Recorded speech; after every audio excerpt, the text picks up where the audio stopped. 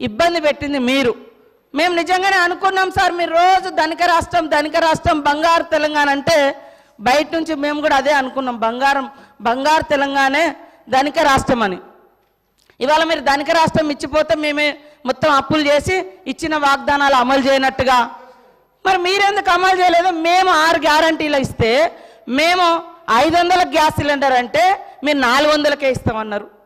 మేము 15,000 అంటే రైతు భరోసా రైతు బంధు మీరు 16,000 అన్నారు. మరి అన్ని ఎన్నికల ముందు మీరు కూడా మేనిఫెస్టోలో పెట్టిరు. 10 ఏళ్ళు అధికారంలో ఉండి చేయలేదు, కానీ ఎలక్షన్ మేనిఫెస్టోలో మాత్రం పెట్టుకున్నారు. అంటే మీరు మోసం చేద్దామని కదా, మీకు వ్యవస్థ తెలిసి కూడా మేము బయట నుంచి మా ప్రభుత్వం ఆశతోటి నిజంగా ప్రజలకు బాగా చేయాలని మా ప్రభుత్వం ఇవన్నీ పెట్టినాం. మాకు టైం ఉంది, ఇంకా మాకు టైం ఉంది చేసుకోవడానికి. మీరు 10 ఏళ్ళలో చేయలే కదా.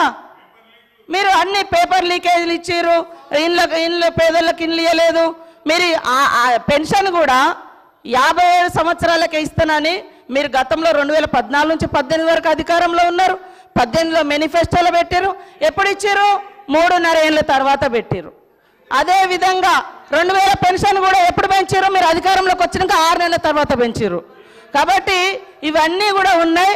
మేము అనుకున్నాం నిజంగా అద్భుతంగా ధనిక రాష్ట్రం ఉంది, రైతులకు ప్రజలకు అన్ని ఇద్దామని. కానీ 6 నెలలు సాధ్యం కాలేదు. కొన్ని మీరు రైతు రుణమాఫీ అని చెప్పి 8-10 ఏళ్ళు చేసిరు, అనేక విడతలుగా చేసిరు. మేము ఒక్కొక్కటి చేస్తున్నాం, ప్రజలు సంతృప్తిగా ఉన్నారు. కానీ బాధంతా మీకే కనబడుతుంది, 3 నెలల ఎలక్షన్ కోరికే పోయింది సార్, అది కూడా తెలుసు. కానీ పదే ఇవ్వలేదు. ఇవ్వకుండా మాకు ప్రజలు బుద్ధి చెప్పేటప్పుడు చెప్తారు.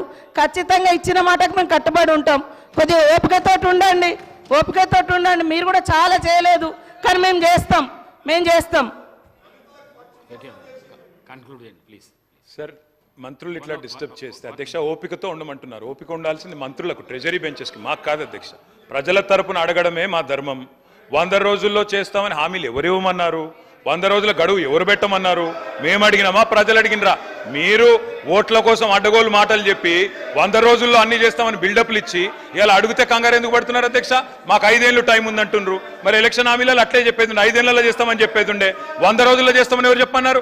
వారు చెప్పారు కాబట్టి చెప్తున్నా అధ్యక్ష. వారు అన్నారు ఆసరా పెన్షన్లు. అవును అధ్యక్ష, మీరు మాకు 200 రూపాయల పెన్షన్తో అప్పచెప్పిపోతే 2014 10 రెట్లు పెంచి 2000 చేసింది కేసీఆర్. ఆడపిల్లలకు పెళ్లిలకు మీరు ఒక్క పైసన్నది ఇయ్యలే, 1,116 ఇచ్చింది కేసీఆర్. రైతులకు మీరు ఎన్నడూ ఒక్క పైస ఇయ్యలే. రైతులకు పెట్టుబడి భారతదేశంలో స్వాతంత్రం వచ్చిన తర్వాత మొట్టమొదటిసారి 72,000 కోట్ల రూపాయలు ఇచ్చింది కేసీఆర్. అధ్యక్ష, ఏమి చేయలేదని మాట్లాడితే మాకు అవకాశం ఏంటి? ఇంకో గంటన్నర చెప్తాం. మంత్రి గారు కాబట్టి వారు ఏమైనా చెప్పొచ్చు అనుకుంటే కుదరదు అధ్యక్ష. వారు అన్నారు ఉద్యోగాలు ఎన్ని ఇచ్చారు. అధ్యక్ష, నేను మంత్రి గారికి చెప్తా ఉన్నాయి, నేను వారికి పంపిస్తాను. నాకు తెలుసు మీరు అడుగుతారని.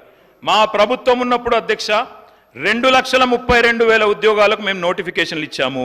1,60,083 ఉద్యోగాలు భర్తీ చేసినాము.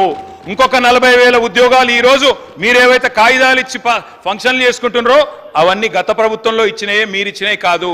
అందుకే నేను అడుగుతున్నా తెలంగాణ యువత పక్షాన, మీరేదైతే మాట చెప్పినరో